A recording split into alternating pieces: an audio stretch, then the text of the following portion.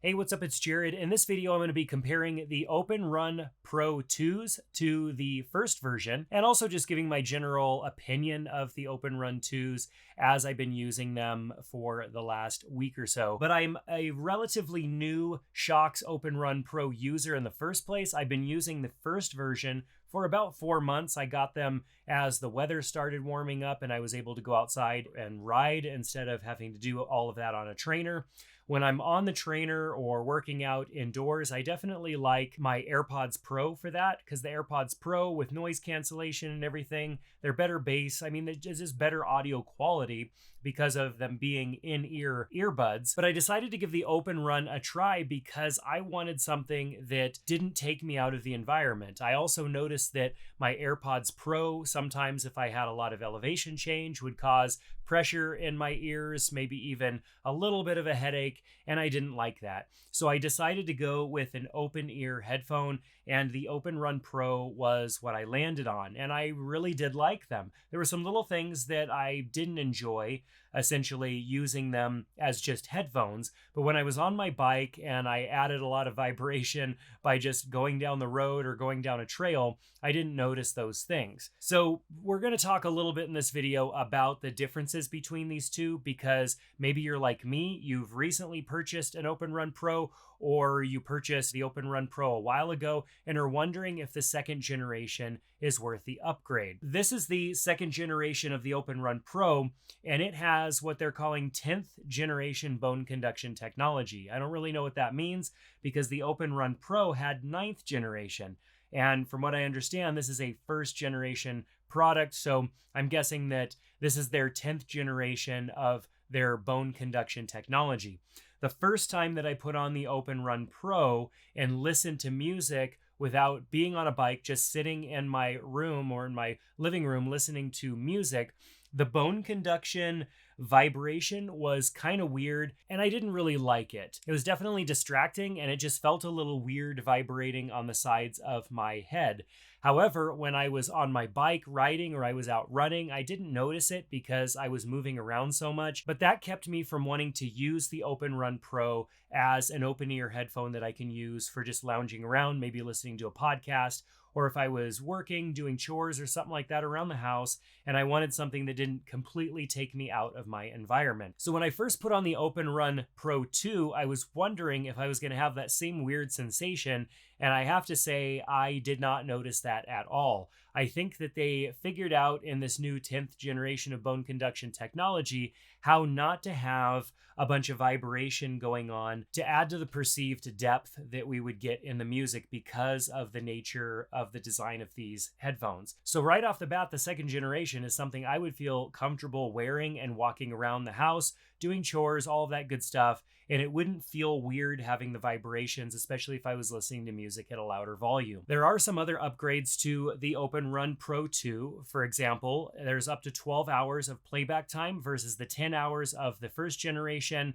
We also have USB-C charging on the second generation, whereas we had that magnetic charger that you always had to have with you on the first generation. I always ended up having to carry that around in my case, which that means having it kind of sit loosely. You can see here there's just nowhere for it to go, and we have that magnetic charger. And then on our new case, we actually have a little slot down below where our USB, and it comes with a USB-A to USB-C, but where your USB cable could go. So I really like the redesigned pouch that you get. It's a little bit bigger because it doesn't taper off like the other one, but I really like being able to keep the cable in there and not having it float around, being that it has its own storage compartment. So they've also improved the quick charge. Of course, there was the ability to top off your OpenRun 1s pretty quickly. You could charge them up for about 5 minutes and get 1.5 hours of usage. However, with the Pro 2s, you get up to 2.5 hours of usage off of a 5-minute charge. So there's improvements there on the quick charging. Both models are IP55 certified, and so they're sweat proof essentially. You're not going to be able to submerge these, but they will withstand rain or a splash, I just don't recommend getting them extremely wet because they are not sealed for that. If you want IP68, which would allow you to submerge them, then you want the OpenSwim Pro model. The Pro 2s also get Bluetooth 5.3 versus Bluetooth 5.1 on the original version. Now, though the second generation is slightly heavier, at just over a gram heavier, I didn't notice any difference between these. If I take these off, I've been wearing these all afternoon because I've been listening to a podcast and it's been nice just to have them right on my ears. But if I pop these off and put these on, I'm not noticing any difference in weight. What I am noticing a little bit is that the version 1s hug a little bit closer to whatever the little flap on the ear is called. It just kind of hugs up against that. And even though I wear glasses, they still fit really well, but I don't notice any weight difference between these two. Now, if we do look at them side by side, you can see they are pretty close to the same. There isn't really much of a difference here between these. You can see even on the sides, they both really look the same, except for the fact that we have the magnetic attachment here, and on the Pro 2s, we have the USB-C port. So the USB-C port does have this little flap that pops open, and then you close it off. So I don't really like that because I know over time, I'm worried about this little flap wearing out and then eventually not being there, and the USB-C port being exposed all the time. And even with this little flap, I mean, this is brand new, and I really have to kind of wedge this in, and I still don't feel like it is really connected. There we go. You really have to push it in there.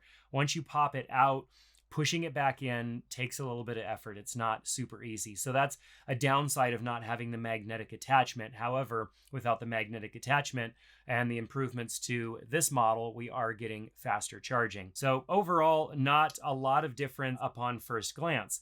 But what you do see as far as a difference goes is for the speaker opening here. You can see that there's a much larger grill on the speaker, and it's even a bit thicker also. You can maybe see the difference here between the two of these. They are just a little bit bigger and a little bit thicker on the second generation.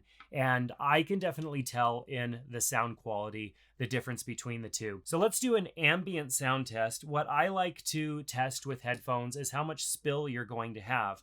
Now, if I'm on my bike or I'm out on a run, I'm probably not going to care about the spill because there's so much other noise going on. However, I listen to loud and fast music, and so if I was doing a race or something like that where there were a lot of other people around, I might want to avoid having my music turned up really loud because they might hear it. So it'll be interesting to see what kind of spill we get of noise over and above the ambient room sound. And so if I'm quiet here, we can see what the ambient room tone is as far as decibels. And we're at about 46.5. I'm going to go ahead and hit play. We're going to let some music play. And as soon as the music ramps up, which we'll just let it ramp up there, and I'm going to take a sample. All right, so we have 60.2 decibels. Now, from having done this test with a lot of different headphones, including AirPods and over-ear headphones, a good result would be maybe plus 5 decibels over the bass sound of the room tone. So from 46.5 to maybe 50 or 51. We're going all the way up to 60, which means there's quite a bit of spill there, quite a bit of sound that people are going to be able to hear if they're relatively close to me. I would not want to wear these if I was sitting close to people, maybe even if I was on an airplane or something like that. These wouldn't be the best option. Of course, these are for running, they're for cycling, they're for outdoors activities. And so that's probably something that you aren't going to concern yourself with, but I do like to run these tests between the two. So I'm going to go ahead and pop the version 2s off and power them down, and we'll go ahead and power up the first generation. And it'll be interesting because I've been listening to music nonstop on the second generation for just about a week, and I have not used my first generation. So it'll be interesting just to listen to the differences and audio quality. So we're going to go ahead and turn this up. There's that weird vibration that I just don't like. It's just kind of disorienting. These are loud, but when the bass goes, you can just feel it pulsating on the side of my head. So we have 62.2, and I'll take one more test. I feel like I was a little close to the side of my head. Nope, I wasn't. It went up a little higher. So 62 to 64 and a half or so. The first generation, a little bit more spill, and I think it could have to do with the angling of the speakers. So I'm not sure if you could really see this, but there is a little bit of an angle on the second generation. You can see that there's a little bit of an angle and it kind of kicks in. And so what I feel like the second generation is doing is it's kind of pointing a little bit more towards the inside of your ear as opposed to the first generation, which just points straight at your ear. And so sound travels a little bit, that maybe even bounces off of your ear a little bit more and kind of comes out, and you're getting a little bit more ambient spill with the first generation. Now, I feel like the audio is just all around better with the second generation, and maybe it feels a little bit deeper just because there isn't so much vibration. I can feel the vibration. It's a little bit weird with the first generation, and that takes me a little bit out of the experience of listening to music, especially if I'm listening to music loudly. But with the second generation, there seems to be more clarity in the highs and the mids as well. When I'm listening to music that has a lot of highs, perhaps I'm listening to hard rock or something like that, there's lots of hi-hats and stuff. With the first generation, I always felt like those were kind of muted. It just wasn't as crystal clear. I didn't hear as much of those, especially if afterwards I threw in the AirPods Pro. The AirPods Pro definitely had a much fuller sound. But that difference doesn't seem to be as drastic when going from like AirPods Pro to the second generation OpenRun Pro. They sound really good, and I feel like I could get away with using these much more often. Of course, here in the US, you're not supposed to be driving around with headphones on or earbuds in, but I'd feel perfectly fine driving around with these in and being able to listen to music or a podcast or an audiobook or something like that, still being able to hear everything that's going on around me. So let's look a little bit more at some of the specs and things that are different between the two. The overall battery life is supposed to be about 12 hours on the second generation versus 10 hours on the first generation, so 2 hours of additional battery life there. Standby time is the same at 10 days, and so of course you want to power these off. You don't want them just on standby all the time. And this improved battery life comes from a slightly larger battery. We have a 150 milliamp battery in the OpenRun 2s versus 140 on the OpenRun Pro. And that's probably where a little bit of additional weight comes from. Now, looking at the sound specs on the Shokz website was interesting to me because on the OpenRun 2, under sensitivity, it says there's an air conduction driver and a bone conduction driver. But on the OpenRun Pro, I'm just seeing a decibel sensitivity there. And so it's obvious that there's different technology going on in the second generation. And that's probably why I don't have to have the vibration to feel like there's depth to the music. These OpenRun 2s don't have to vibrate nearly as much. I do feel a little bit of vibration in there, but it isn't disorienting and it isn't taking me out of the experience. There's also 4 preset EQs and 2 custom modes that are available in the app, and so you can go into the app and change those out. Now, the Pro 2s also have additional preset options and custom modes in the app. So if we look at the app, you can see here that there are 4 custom EQ modes, and then I can create 2 custom modes as well. Now, depending on the kind of music that you're listening to, bass boost and standard for me didn't seem to make too big of a difference, but I could definitely tell a difference when in vocal or treble boost. So most of the time I've either been jumping back and forth between standard or bass boost, depending on the music that I'm listening to. When taking calls, I tried to ask if they could guess what headphones that I had on, couple of different calls with friends, and nobody was able to really nail down exactly what I was wearing. And when I mentioned that I was wearing my running headphones, they were impressed by the audio quality that the microphone was able to capture. And so according to the Shokz website, both versions of the headphones, first generation and second, have dual noise canceling mics. But from the specs, it says the microphone sensitivity on the 2s is negative 38 decibels plus or minus 1, and the OpenRun Pros is negative 38 decibels plus or minus 3. So the tolerance there is definitely much tighter on the Pro 2s. I don't know if that's the official terminology to use for that, but when I look at sensitivity numbers as far as cameras and different stuff like that goes, I know that I want the differentiator to be smaller. And so plus or minus 1 is definitely better than plus or minus 3. So are the Pro 2s worth the upgrade if you already have the Pro 1s? I have to say maybe a couple of things would be worth the upgrade. If the Pro 1s are disorienting because of the vibration and you just don't like using them unless you're being active, then yes, definitely upgrade, because the Pro 2s don't suffer from that. We definitely have less vibration going on, and I feel like I can use these more often. The only time I'm using my AirPods Pro anymore is when I want full active noise cancellation so that I can remove myself from the environmental noise that's going on around me. The second reason would be slightly better audio quality. Now, I say slightly because I didn't really have any problem with the first generation. I felt that the audio quality was pretty good, and I've tested those against a few other models, definitely lower price models, but I felt like the version 1s were just fine. Didn't have any problem with them, especially when I'm running and cycling. Definitely the 2s are going to be a little bit louder and sound a little bit better just because of the angle of the speakers and the speakers being improved over the first generation. So that's definitely going to help.